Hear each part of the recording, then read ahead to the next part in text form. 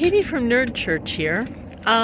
This is a continuation of my first video when I was trying to talk about who Pope Leo was to American Catholics, which was basically a way of trying to answer the question of why as soon as we found out that someone in the Trump administration had hinted at the phrase Avignon captivity, why all of a sudden, both the 10% of the U.S. where the 5% of the U.S. population that you knew were Catholic joined with the 3% of the population that you knew were Catholic and you weren't quite sure how conservative that meant they were, are they full MAGA, joined with the 10% of people that you didn't know were raised Catholic, plus a whole bunch of people who, just enjoy seeing a guy from the south side of Chicago holding a baseball bat telling Trump that he needs to get his act together. So basically, except for about 3% of U.S. Catholics, which basically represents J.D. Vance, Peter Thiel, Steve Bannon, all those kind of guys, those people, they're the only ones who have a problem with Pope Leo. The rest of us go from he is the Pope to I wish he was my uncle, so I'm just going to act like he's my uncle because, you know what, if I told Leo I think of you as my uncle, he'd be down with that. So I also just want to quickly reiterate in the Catholic Church, if you were raised between 1978 and 2012, you were raised in a Catholic Church where you were required to be anti-communist to the point of being willing to argue that Rerum Novarum, the central core of Catholic social teaching, the thing that gave us Dorothy Day, right? The same thing that gave us Pier Giorgio Frassati, who would punch a fascist and then go so hard on wealth redistribution that his friends nicknamed him Robespierre. He just got canonized. That means that we're yeah, dude, that guy's in heaven. So if you're a Catholic, you just got official endorsement that, maybe punching a fascist is something that you should feel bad about, but as long as you, don't make it a habit, it's not going to endanger your immortal soul, especially if you kind of feel a little bit bad about it, maybe. Okay, so what I'm saying is that all of the people who wanted to be Pier Giorgio Frassati, right? All of the people who wanted to be progressive Catholics who were working to make the world a better place were told, sit down and shut up, you don't belong, and you especially don't belong if you want to use contraception, basically in the same way that Orthodox Jews use contraception, right? It's the couple and the rabbi making that decision as is appropriate for that family. Okay, so then what happens in 2012? Francis becomes Pope, and he says, todos, todos, todos, and everybody comes back. And then Francis dies. And then Donald Trump starts, platforming Pete Hegseth, whose pastor says that he doesn't think that being Catholic in public should be legal. And, J.D. Vance is out there criticizing the Catholic Church and the U.S. bishops at a time when Catholics are genuinely proud of the fact that we're actually stepping up and doing the work to support migrants. Not exclusively, we have lots of great partners, but the Catholic Church is the spine of this, and that feels good. It feels good to feel like you are unequivocally doing the right thing, even if it's not necessarily the popular thing. So we've got all this stuff going on. And then J.D. Vance, disrespects Pope Francis on his deathbed. And then Trump is like, oh, well, I could be Pope.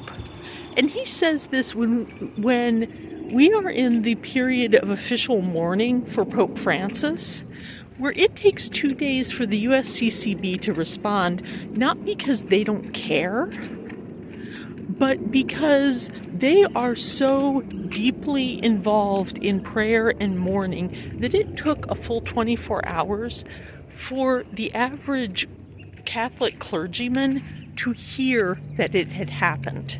That was how disconnected they were.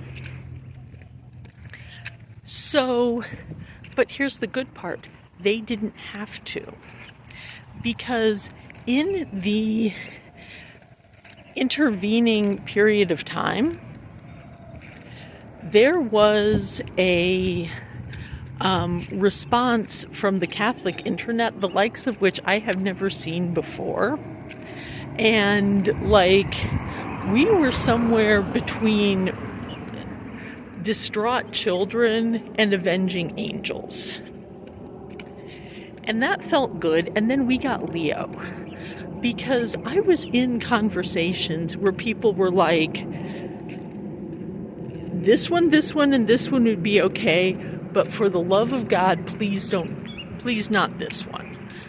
I literally heard people saying, if this particular cardinal becomes Pope, I am going to quit, and I don't know, I'm just going to be Lutheran or Orthodox or something like that. Not because they didn't believe, not because they didn't still want to basically be Catholic, but they were like, no, we have a chance with Francis. If it turns out Francis is a blip, you're not going to burn me again. And then we got Leo. Leo, who is arguably whatever was good, whatever has been good about American Catholicism, Leo was it. Leo is it. But Leo is also what's good about Latin American Catholicism, because he's lived in Peru for most of his adult life.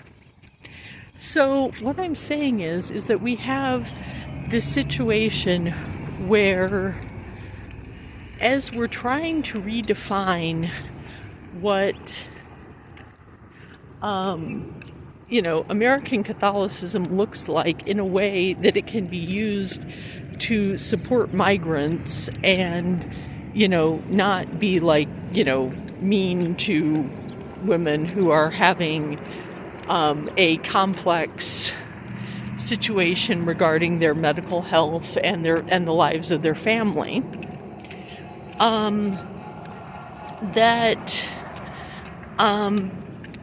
We saw a chance.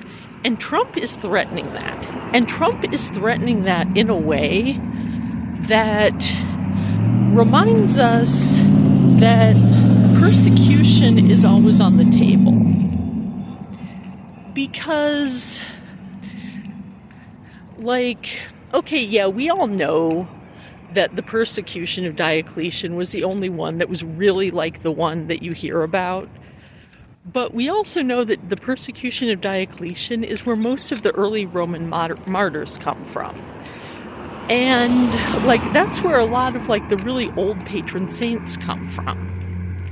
So, that means that, like William Faulkner said, the past isn't dead, it's not even past, because in the soul of every nerdy little Catholic child, there is someone who has read about St. Catherine of Alexandria or St. Agnes, who has known that there was a teenage kid who didn't do what their parents wanted them to do because they loved God more than their parents. And you know what? Maybe they can kill you, but if they kill you, all that really means is that 1,800 years down the line, people are going to be naming their kids after you. And, maybe in real life people wouldn't make that trade, but that's a question that most people ask themselves as children and came up with an answer they're happy with. So that means that when Donald Trump says, oh, Avignon captivity, and he's threatening to kidnap the Pope and replace the Pope with his own fake Pope, or just make the Pope do whatever it is he wants to say, and we know that Leo will not play. We know that because we heard Pope Leo name check Saint Oscar Romero, who was martyred in his cathedral in San Salvador at the central point of the Mass, as he was elevating the host, as he was holding, we believe, the body of Jesus in his hands. And he died. And Leo said, we're putting this partly in Oscar Romero's hands. That's also saying to Catholics that, you know what? The Pope's prepared to die for this. And maybe you aren't, but you can back him up. Because, you know what? Leo's from Chicago and he's from the South Side.